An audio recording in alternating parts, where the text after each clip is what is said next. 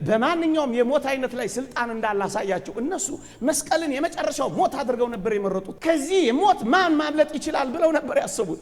ግን እሱ ባወቀ ምንድን ነበር ያደረገው? በማንኛውም የሞት አይነት ላይ ስልጣን እንዳለው ሊያሳያቸው ሞቱን እሱ አይደለም የመረጠው፣ ለነሱ ምርጫ ነው የሰጣው። ኢየሱስ ክርስቶስ እኮ ተነሳው የሚለን አንድ ቅዱስ መቃብር ላይ ስጋው አርፎ ነው የሚል ሰበብ እንዳይኖር በአዲስ መቃብር ያደረገው ትንሳኤው ሰበብና ማስረጃ እንዳይኖር ለማድረግ ያደረገው ጥንጥቀት እያፈረሰ ነው።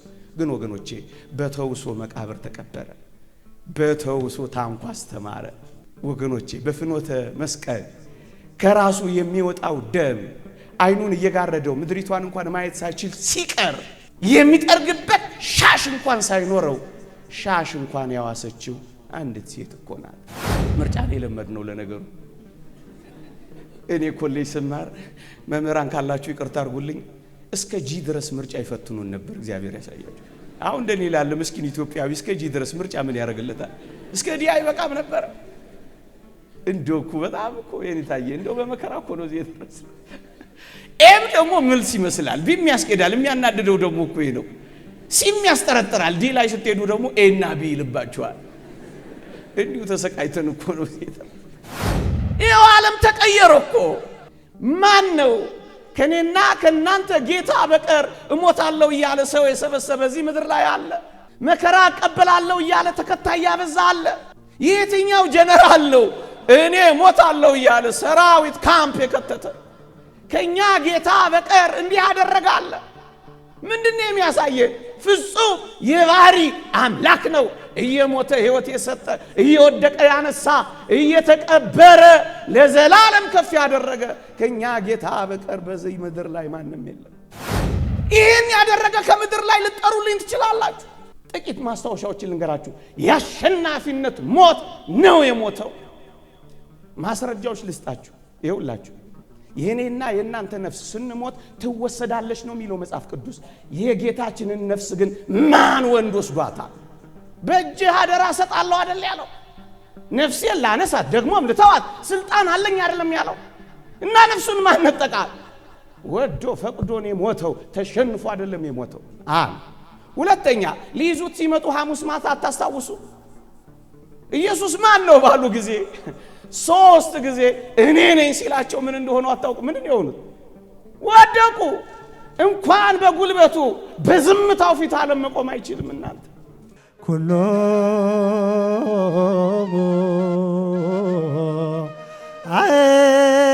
አጽምተየ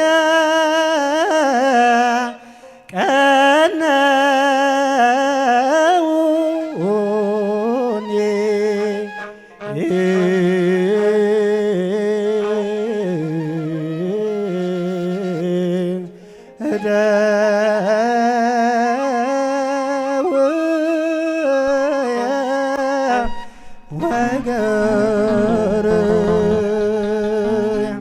በስመ አብ ወወልድ ወመንፈስ ቅዱስ አሐዱ አምላክ አሜን።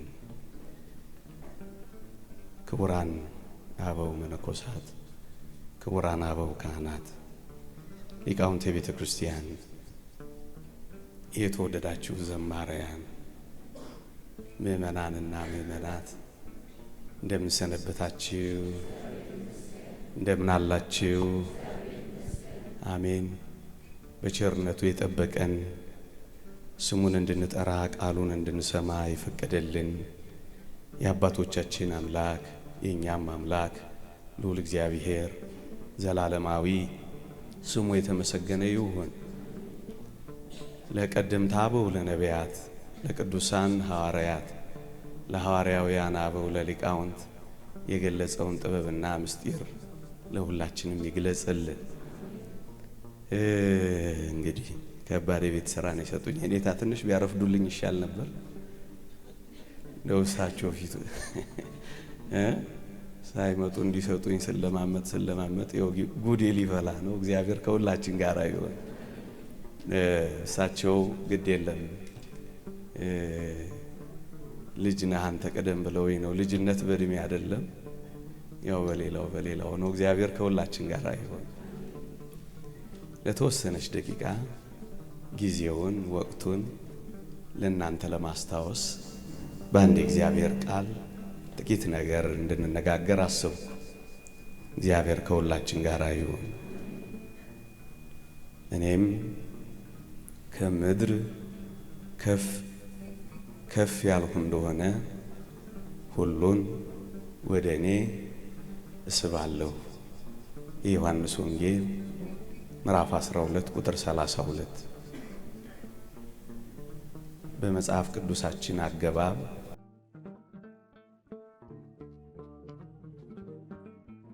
ታሉ። በዚህ አገባብ ጌታችን እኔም ከምድር ከፍ ከፍ ያልሁ እንደሆነ ማለቱ የሞትኩ እንደሆነ ማለቱ ነው። ቅዱስ ዮሐንስ ተርጉሞታል እዛው ላይ ቁጥር 33 ላይ እንዴት ባለ ሞት ይሞት ዘንድ እንዳለው ሲያመለክት ይህንን ተናገረ ይላል። እናም ከፍ ከፍ ማለት መውጣት የሚለው ቃል ሞቱን ያመለክታል። ሌላ አንድ ሁለት ይህን የሚመስል ላንሳላችሁ። ቅዱስ ጴጥሮስ በመልእክቱ ከመውጣቴም በኋላ እነዚህን ነገሮች እንድታተርጉ እተጋለሁ ይላል። ከመውጣቴም በኋላ የሚለው ቃል ከሞትኩ በኋላ ማለቱ ነው። በደብረ ታቦር ሙሴና ኤልያስ ይነጋገሯቸው ከነበሩ ቃላቶች አንዱ ታስታውሱ ከሆነ በኢየሩሳሌም ስለ መውጣቱ ይነጋገራሉ ይላል። ስለ ሞቱ ይነጋገራሉ ማለት ነው። ስለዚህ መውጣት ከፍ ከፍ ማለት ሞትን ይተረጎማል። ይሄን እንደ መነሻ እንያዝና አይሁድ ክርስቶስን ሕጋችንን ይሽረዋል፣ ወጋችንን ያበላሽብናል፣ ንግዳችንን ይቀይርብናል፣ ሰውን ሁሉ ወስዶብናል፣ እናም ባዷችንን ከምንቀር ስሙን ብናጠፋው ጥሩ ነው ብለው ስሙን በማጥፋት ነበር የጀመሩት። ታስታውሳላችሁ። በአጋንንት አለቃ አጋንንትን ያወጣል እስኪሉ ድረስ ስሙን ማጥፋት ጀመሩ። ግን ይገርማችኋል፣ ስሙን ባጠፉት መጠን ስሙ በጣም እየተወደደ መጣ። ስሙን ከምድረ ገጽ ማጥፋት በፈለጉ መጠን ስሙ በጣም እየተፈለገ መጣ። ስሙን እያጎመዘዙ ስሙን እያመረሩ በሄዱ መጠን የጌታችን ስም እየጣፈጠ መጣ። ይሄ በጣም አበሳጫቸው። እንዲጠላ በተጉት መጠን እየተወደደ ሲመጣባቸው ለምን ገለነው አናርፍም የሚል ሐሳብ ነበር የገባባቸው። ታስታውሱ ከሆነ ቃየን አቤልን አቤል አቤል መባል ሲጀምር በጣም በመቅናት የአቤልን ስም ከምድረ ገጽ ለማጥፋት መግደልን ነበር አማራጭ ያደረገው። ግን ይገርማችኋል፣ ወደ ወንዝ ወስዶ በድንጋይ ሲገለው የአቤል ስም የሚቀር ነበር የመሰለው። ግን የአቤል ስም በምድር አጠፋዋለሁ ያለው ከሰማይ እግዚአብሔር እንኳን ሳይቀር ቃየን ቃየን የወንድምህ የአቤል የት አለ ብሎ ነበር የጠራው። ከምድር ሊያስወግደው ሲፈልግ የአቤል ስም ወደ ሰማይ ነበር የሄደው። አይሁድም ስሙን ሊያጠፉ በፈለጉ መጠን ስሙ ነው የናኘው። እንዲህ በምቀኝነት የጀመሩት ጉዞ በመግደል እንዲደመደም ነው ያሰቡት። ወገኖቼ መጽሐፍ ቅዱስ እግዚአብሔር ፍቅር ነው ይላል። እውነት ነው። እግዚአብሔር ፍቅር ነው የሚለው ቃል ለሱ ብቻ ነው የተቀጠለው። ግን አንድ ነገር ላስታውሳችሁ፣ ከዚህ የሚበልጥ ፍቅር ለማንም የለውም ያለው ጌታችን ራሱ ፍቅር መሆኑን ነው የሚገልጠው። ይህ ከሆነ ደግሞ ፍቅር በመሆን ብቻ ጌታችን የባህሪ አምላክነቱን ነው ለዓለም ያሳወቀው። ምክንያቱም ከእግዚአብሔር የሚበልጥ የሰውን ልጅ የሚያፈቅር በምድራችን ላይ ፍጡር ሊኖር ስለማይችል የፍቅሩን ጥግ በተግባር ካሳየን ኢየሱስ ክርስቶስ የባህሪ አምላክና እግዚአብሔር መሆኑን ያረጋገጠልን። አይሁድ በማይከለ ምድር ብቻ ሊያስቀሩት ነበር የፈለጉት። በማይከለ ምድር ብቻ ግን አልቀረም። እስከ ምድር ዳርቻዎች ስሙ ናኘ። በኢየሩሳሌም ብቻ ነበር ሊያስሩት የፈለጉት።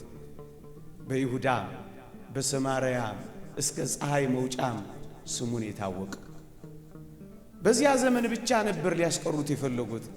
የዚያ ዘመን ብቻ አይደለም፣ የትላንትም የዛሬም የእስከ ዘላለምም ነው የሆነው።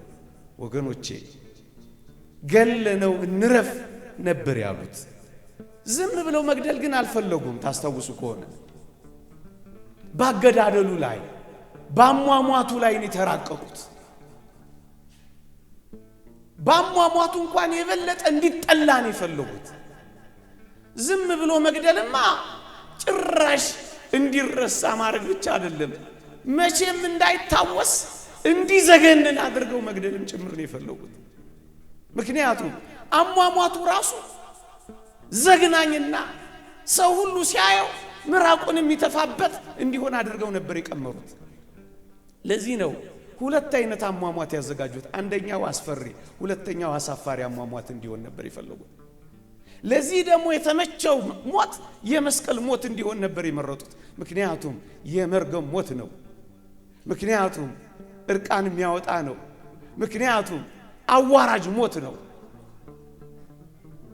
ምክንያቱም በመስቀል ላይ የታየ ሁሉ ወንጀለኛና የተረገመ እንደሆነ ስለሚታወቅ ከአሟሟቱ ጭምር ነው የተራቀቁበት። ወገኖቼ ማንም ሰው ሲያየው ይሄማ ወንጀለኛ ነው ብሎ እንዲጠላው ነው የተፈለገው። ማንም ጥቂት ታግሶ እንኳን እንዳይመረምር በአሟሟቱ እንኳን ነው እሱነቱን እንዲጠላ የወደዱት። ግን ይገርማችኋል፣ አሳፋሪ ያሉትን እሱ የሚያስመካ አድርጎ ቀየረው። አዋራጅ ያደረጉትን ለክብር አደረገው። ራሱን የነሱን ሐሳብ እጅግ አድርጎ መስቀል ላይ ነው የለወጠው። ወንጀለኛ እንዲባል ስለፈለጉ በቀኝ ያለውም ወንጀለኛ በግራ ያለውንም ወንጀለኛ አድርገው በቀኝ ያለው ሲመጣ ይሄ ምንድነው ሲል ወንጀለኛ፣ በግራ ያለው ደግሞ ሲመጣ ይሄስ ማን ነው ሲባል ያኛውም ወንጀለኛ፣ በቀኝም በግራም ወንጀለኛ ካጀበው ባይ ዲፎልት መሃል ላይ ያለው ምንድነው? ወንጀለኛ ነው። ይሄ ብቻ እንዳይመስላችሁ ከከተማ አውጥተው የኢየሩሳሌም ቆሻሻ መድፊያ ጋር ነው አውጥተው የጣሉት። በዛች ቀን ለፋሲካ ሥርዓት በሚዘጋጁባት ቀን ሁሉም እያዩት በጣም እንዲጠሉት ቆሻሻ ቦታቸው ላይ ነው ወስደው የሰቀሉት። እሱ የኛን ቆሻሻችንን የሚያስወግድ ሆኖ ሳለ ቆሻሻቸው ላይ ተሰቀለ። ወደ ላይ ይዞን ለመውጣት ወደ ታች ወረደ። እኛን ከአመጽና ከስራት ለመፍታት እሱ ከአመፀኞች ጋር ተቆጠረ። እኛን ነፃ ለማውጣት እሱ ስለኛ ታሰረ። እንዲሁ ሲያዩት እንዲጠላ ብቻ አይደለም እንዲዘገንንም ጭምር ነው ያደረጉት። እሱ ግን እንዴት እንደቀየረው ተመልከቱ። የክስ ጽሕፈቲቷን እንኳን ለመጻፍ ሞክረው ሰቅለውት እኮ ነበር። ግን እግዚአብሔር ባወቀ እንዴት እንደለወጠው ተመልከቱ። ስሙ ነው እኮ ክሱ የሆነው።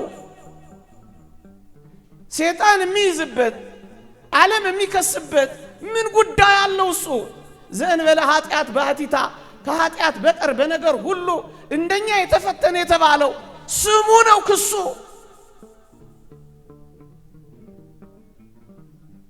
ምን አገኙበት?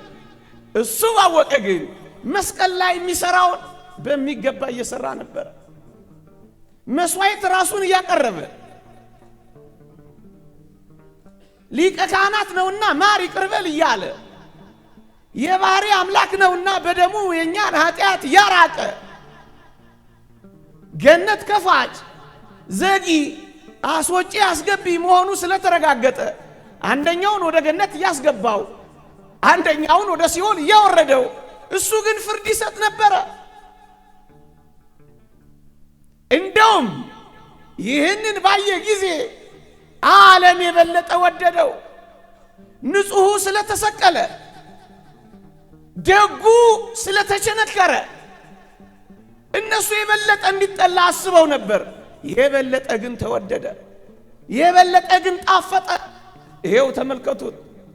ማፈሪያ ያሉትን ኮራንበት፣ ጉልላታችን ላይ ሰቀልነው፣ የአንገታችን ጌጥ ማዕተባችን አደረግነው፣ በእጆቻችን ተነቀስነው፣ በልብሶቻችን ላይ አተምነው፣ በልባችን ላይ ተከልነው። እሱ ብቻ አይደለም፣ አብረነው ወደ መስቀልም የምንወጣ ሆነ። ዓለምን ሁሉ ቀየረ። የሰሙት ሁሉ ወደዱት፣ ያዩት ሁሉ ተንከራተቱለት። በሰርምኔስ አደባባይ እነ ፖሊካርፐስ በፈረስ ጭራ ተጎተቱለት፣ በረሃ ወረዱለት፣ ሕዋሳቸውን ተቆረጡለት። እንዲጠላ በፈለጉ መጠን ወደደው። እንዲዘገነን በተደረገበት መጠን ዓለም አፈቀረው። ለውርደት ያሉትን ክብራችን አደረግነው። ይኸው ዓለም ተቀየረ እኮ። ማን ነው ከኔና ከናንተ ጌታ በቀር እሞታለሁ እያለ ሰው የሰበሰበ እዚህ ምድር ላይ አለ? መከራ እቀበላለሁ እያለ ተከታይ ያበዛ አለ? የትኛው ጀነራል ነው እኔ እሞታለሁ እያለ ሰራዊት ካምፕ የከተተ? ከኛ ጌታ በቀር እንዲህ ያደረጋለ? ምንድነው የሚያሳየን? ፍጹም የባህሪ አምላክ ነው። እየሞተ ሕይወት የሰጠ፣ እየወደቀ ያነሳ፣ እየተቀበረ ለዘላለም ከፍ ያደረገ ከኛ ጌታ በቀር በዚህ ምድር ላይ ማንም የለም። እስኪ እነ ዛኪር ይንገሩን። በእውነት ያለ ርኅራኄ ክሩሲፊክሽን ነው ይሉናል።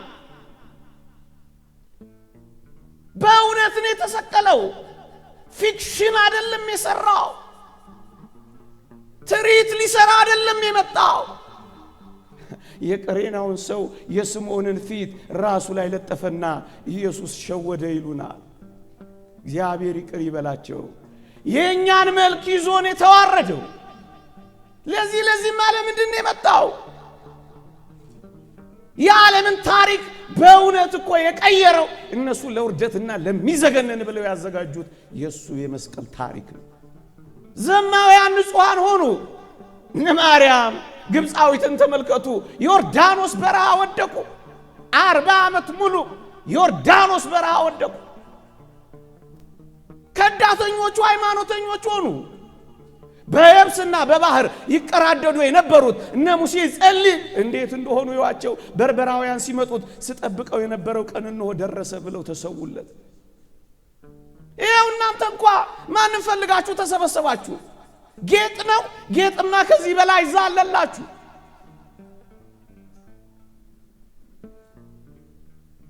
ድምፅ ነው። ከዚህ የበለጠ ድምፃውያን ጨሰ፣ አዋራው ጨሰ የሚሉበት ቦታ አሉላችሁ።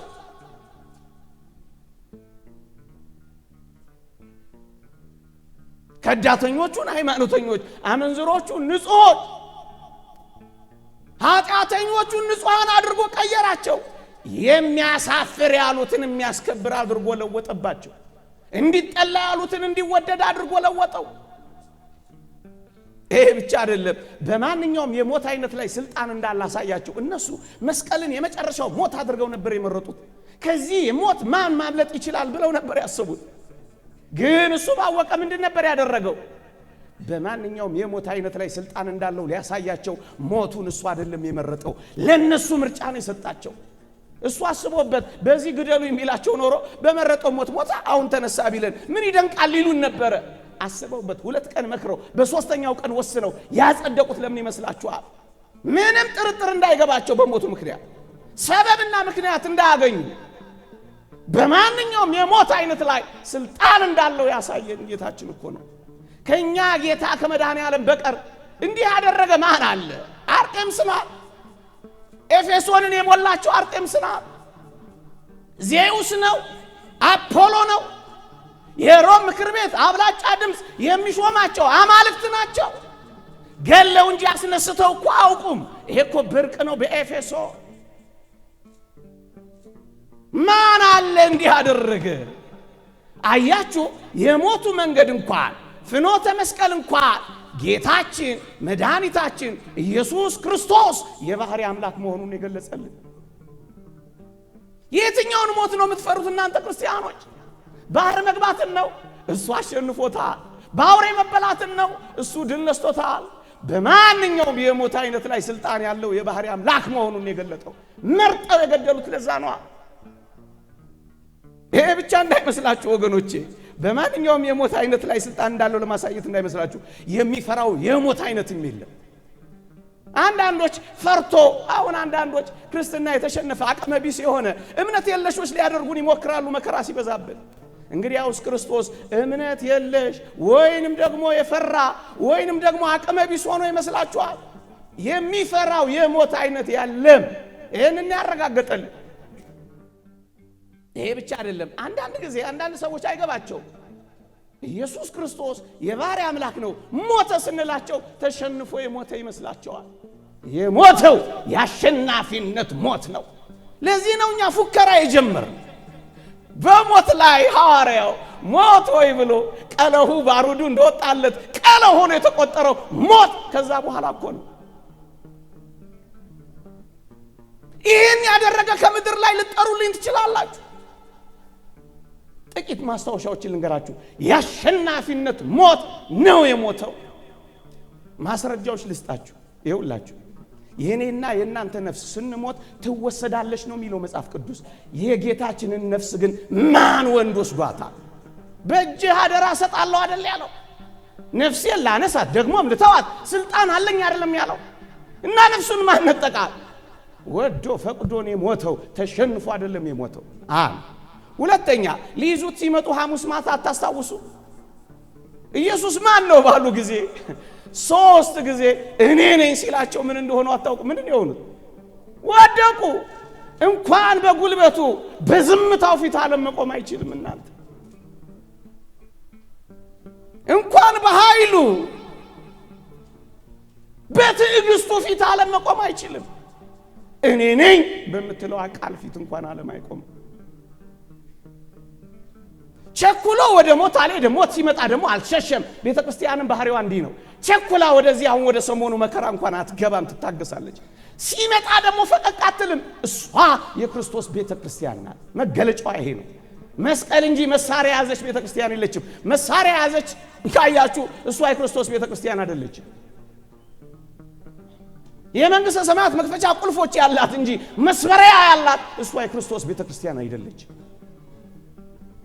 መከራ ሲመጣ ማትሸሽ ደግሞም ቸኩላ ማትሄድ እሷ ናት የክርስቶስ ቤተ ክርስቲያን። እኔ ነኝ ሲላቸው ወደቁ። ሁለተኛ ሶስተኛ ወንጌላችን የሰው አሟሟትና የጌታችን አሟሟት በጣም የተለየ ነው። አዘን ብሎ ነፍስን መስጠትና ነፍስን ሰጥቶ ማዘንበል በጣም ነው የሚለያየው። የክርስቶስ ሞት ከኛ በተለየ ነው። አዘነበለ፣ ነፍሱን ሰጠ። ምንድነው የሆነው? እሱ የባህሪ አምላክ ነው። የአሸናፊነት ሞት ነው የሞተው። ማንም አስገድዶት ጠምዝዞት ጎስሞት አንበርክኮት አይደለም። እኛን ሕይወት ለመስጠት የግድ መሞት ስላለበት ነው የሞተው። የእኛን ነው የወሰደው።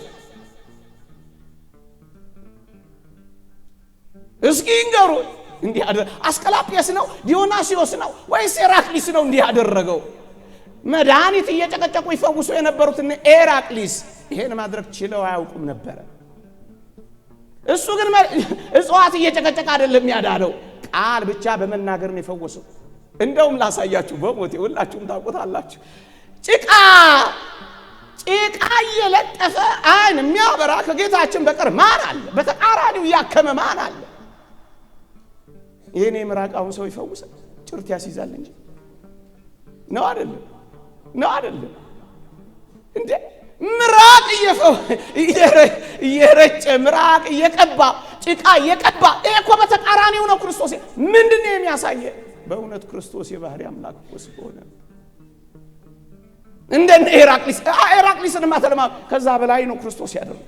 በሰካራሚነቱ የሚታወቅ ያስ ዲዮናስዮስ ጨዋነትን እያስተማረ ጭምትነትን እየተናገረ መንጠቅን አይደለም መስጠትንና ማካፈልን ለዓለም እየሰበከ ዓለምን በጉልበቱ አይደለም በፍቅሩና በትምህርቱ የማረከ ጌታችን በቀር ማን አለ? አንድ ቦታ ላስታውሳችሁና ነገር ይልጠቅለለው ከኔ ጋር ናችሁ። ጮኩባችሁ ይቅርታ። ቶሎ ቶሎ እኮ ለኔታ ልጨርስ ብዬ ነው ልቤ እስኪፈነዳ ምሮጠው።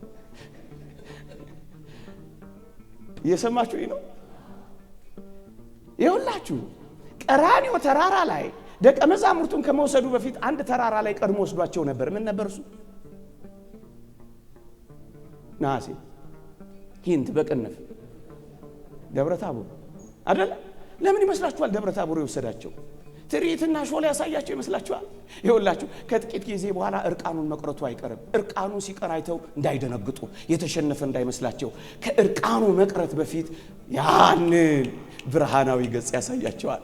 ደም የራሰ ልብሱን ከማሳየቱ በፊት አንጸባራቂ ልብሱን ያሳያቸዋል። መስቀል ከመሸከሙ በፊት የዘላለም መንግስቱን ያስጎበኛቸዋል። ምክንያቱም መስቀልን እንዳይፈሩ ያደፋፍራቸዋል። ይኸውላችሁ በመስቀል ላይ እንደ ሰው እንደ አይሁድ ሊያዋርዱት እንደተዘጋጁ ገብቶታል። ውርደቱን ከማየታቸው በፊት ክብሩን ያስጎበኛቸዋል። ለዚህ እኮ ነው ደፍረው እነሱ ከዛ በኋላ ይሄንን ሁሉ እያስታወሱ እኮ ነው የሄዱት። ሌላ ግን አንድ ነገር ልንገራችሁ። እውነት አይሁድ ጉልበተኛ ሆነው አሸንፈውት ቢሆን ኖሮ ከሙሴና ከኤልያስ ያመልጡ ነበር። ሙሴ በጣም ቡጥኛ እንደሆነ ታውቃላችኋል። ግብፃዊውና እስራኤላዊው ተጣልቶ ምን ነበር ያደረገው? አንድ ጊዜ ባቀመሰው ጊዜ አሸዋ ውስጥ አይደል ይደባለቀው። ታይሰን እንኳን ስንት ነው አንዴ ሲሰነዝር አታውቁትም? አሁን እኔን ለማሳጣት ነው። 5 ኪሎ እኮ ነው የሚያሳርፈው። እንኳን አላገናኘን ከሱ ጋር እንኳን ፊቴ ላይ መላ ሰውነቴ 5 ኪሎ ተሸክሞ አያውቅም። አንድ ጊዜ መጥቶ ታይሰን እንኳን ገሎ ያውቅ። ሙሴ ምን ያህል እጆቹ ብርቶች እንደሆኑ ተመልከቱ። እና ለአይሁድ ሊያንስ ነው ያንሳል። የአማሌቅ ዝክር እጆቹን ዘርግቶ የደመሰሰው ሙሴ አሁን ለአይሁድ ሊያንስ ነው። በጉልበት ነው ይዋጣልም ቢባል እንደው ቢባል እጆቹን አንስቶ የኤርትራን ባህር የከፈለ የመጀመሪያው ፈረስ አንገቱ ሳይወጣ የመጨረሻው ፈረስ ጭራው ሲገባ ምታው ተብሎ የኤርትራን ባህር በአስከሬን የሞላ ሙሴም አይደለም። እና ለአይሁድ ሊያንስል ነው። በፈቃዱና በውዱ በፍቅሩ ነው የሞተውና የታዘዘው። ደግሞስ ኤልያስን አታስቡት? 2 የ50 አለቆችን ከሰማይ እሳት አዝንቦ አስበልቷቸዋል እኮ። እነሱ ማሾ ብቻ ነው ይዘው የመጡት። ኤልያስ ጋር ግን ከፈለገ ምን አለ?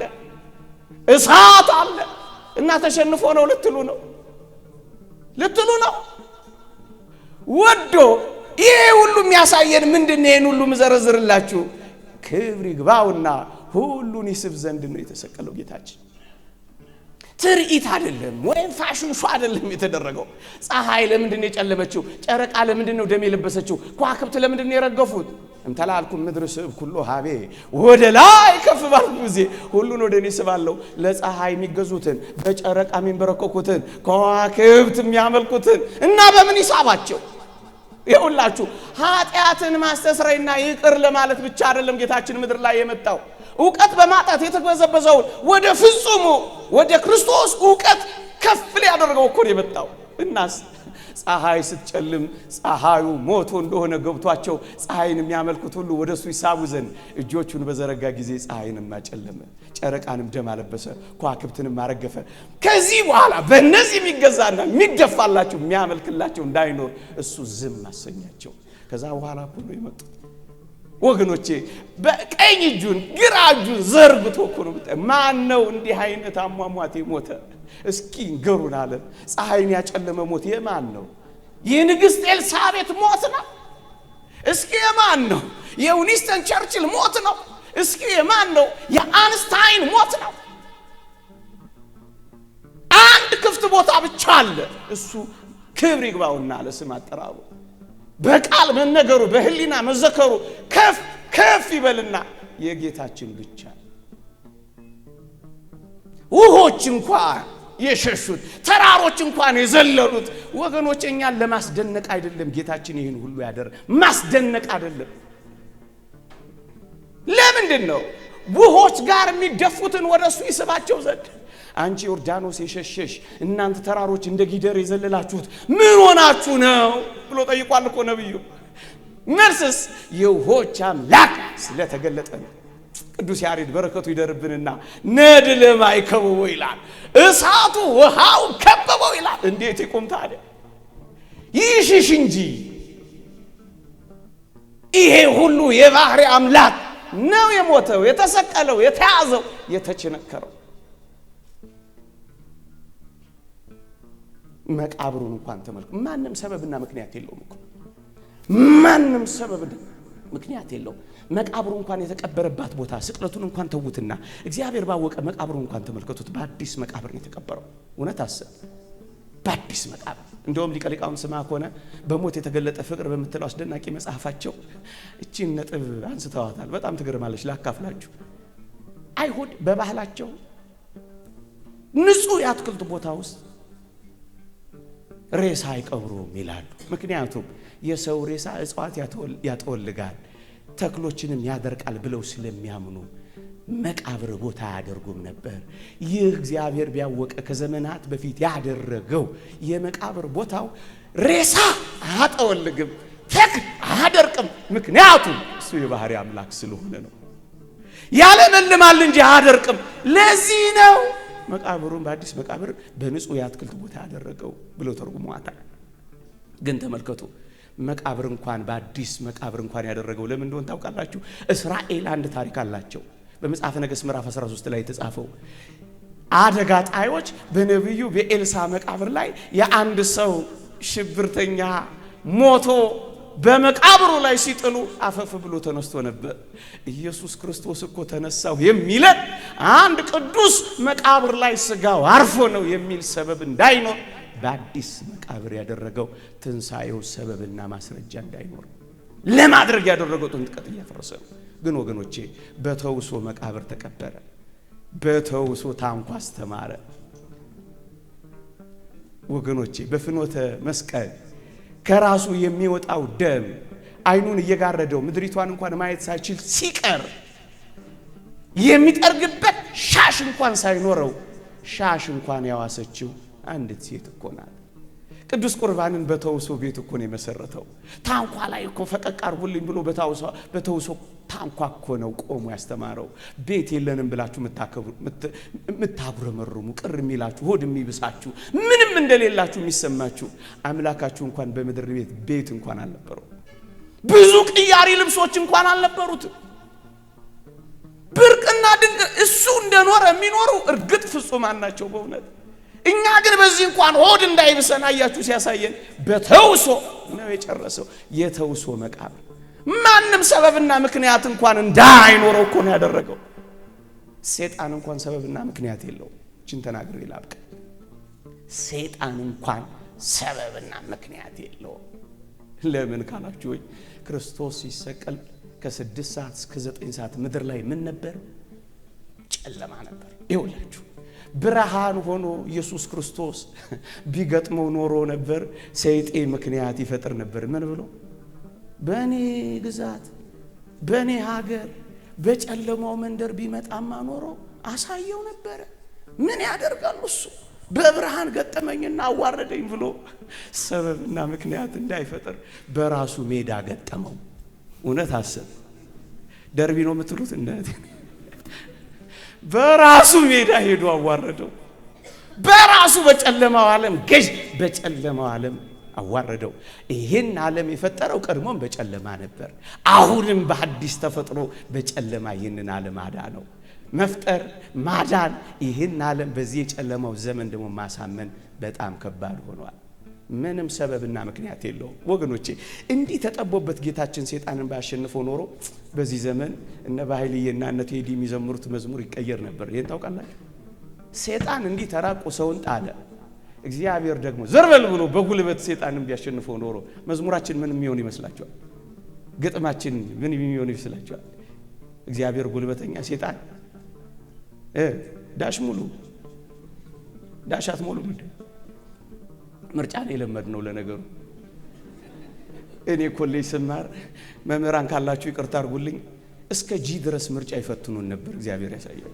አሁን እንደኔ ይላል ምስኪን ኢትዮጵያዊ እስከ ጂ ድረስ ምርጫ ምን ያደርግለታል? እስከ ዲ አይበቃም ነበር?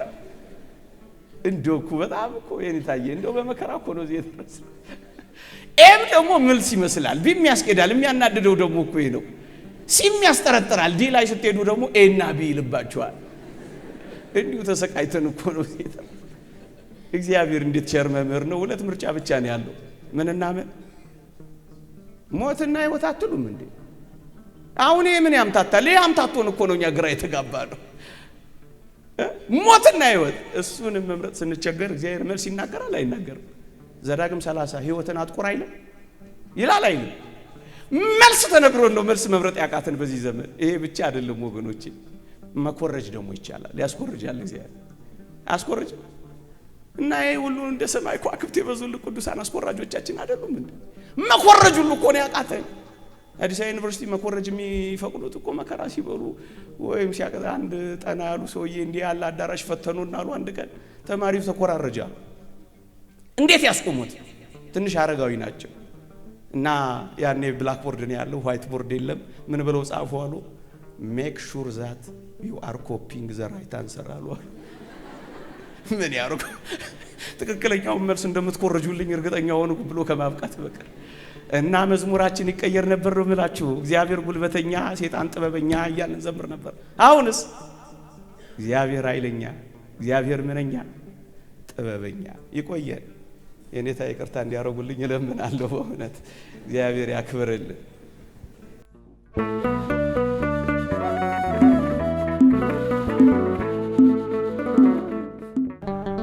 መስቀል ላይ ያየሁት ፍቅር፣ መስቀል ላይ ያየሁት ፍቅር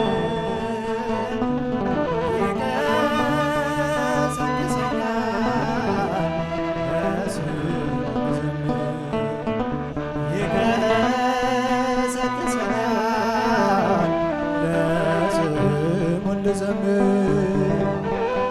መስቀል ላይ ያየሁት ፍቅር፣ መስቀል ላይ ያየሁት ፍቅር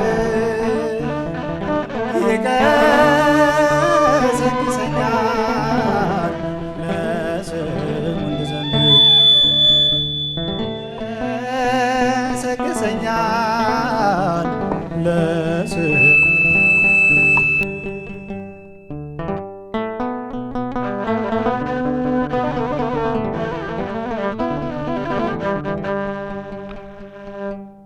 መስቀል ላይ ያየሁት ፍቅር፣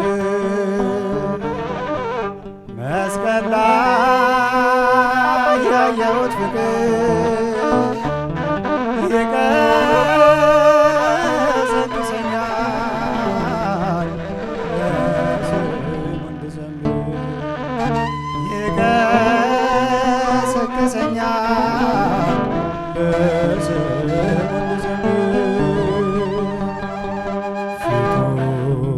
የሰፉት እየተንገላታ ጦር የወጉት ይሰጣል ይቅርታ እነሱ የጠሉት እርሱ ይወዳቸዋል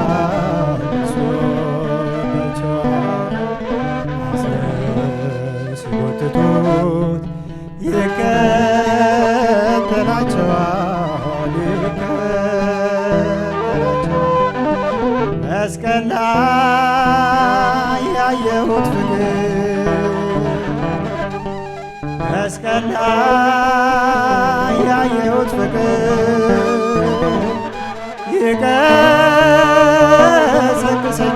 ይቀሰቅሰኛል ለስሙ እንድዘምር። ይቀሰቅሰኛል ለስሙ እንድዘምር። ጻድቁን አጥነው እውነቱን ሐሰት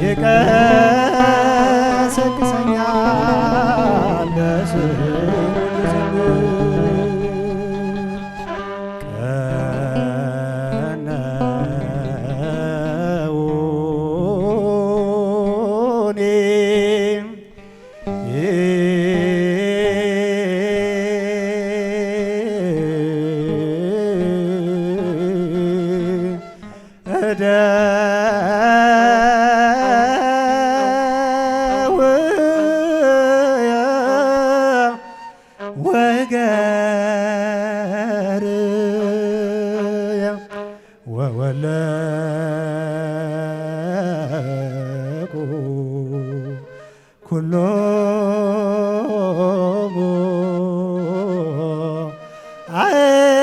አዕጽምትየ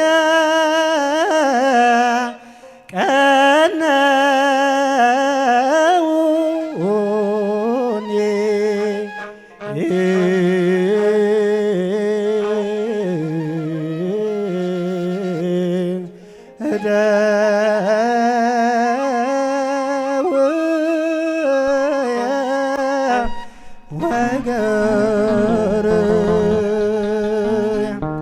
መስቀል ላይ ያየሁት ፍቅር መስቀል ላይ ያየሁት ፍቅር ይቀሰቅሰኛል ለስም እንድዘምር ይቀሰቅሰኛል ለስም እንድዘምር ጀርባው ሲገርፉት በሚያቃጥል ጅራፍ በምሕረት ያዛቸው በይቅርታ እቅፍ ጨክነው ቢያጠጡት መራራ ሞት ደሙን አፈሰሰ ጎኑን ቢወጉት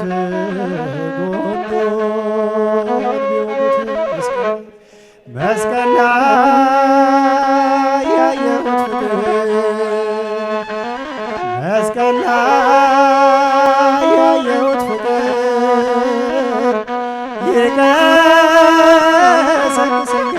ይቀሰቅሰኛል ለስም እንድዘምር ይቀሰቅሰኛል ለስም እንድዘምር መስቀል ላይ ያየሁት ፍቅር መስቀል ላይ ያየሁት ፍቅር ይቀሰቅሰኛል ለስም እንድዘምር ይቀሰቅሰኛል ለስም እንድዘምር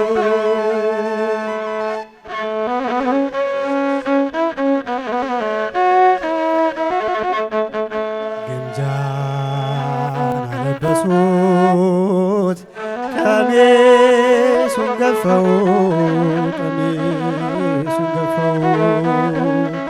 በራሱ አኖሩ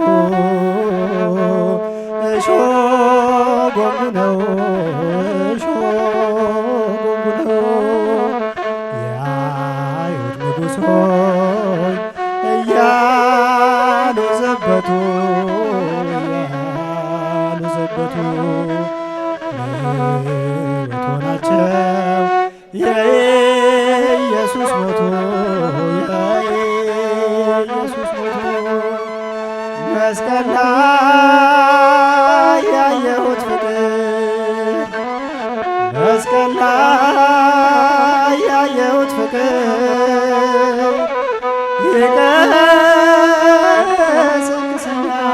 ይቀሰቅሰኛል ለስም እንድዘምር ይቀሰቅሰኛል ለስም እንድዘምር መስቀል ላይ ያየሁት ፍቅር መስቀል ላይ ያየሁት ፍቅር ይቀሰቅሰኛል ለስም እንድዘምር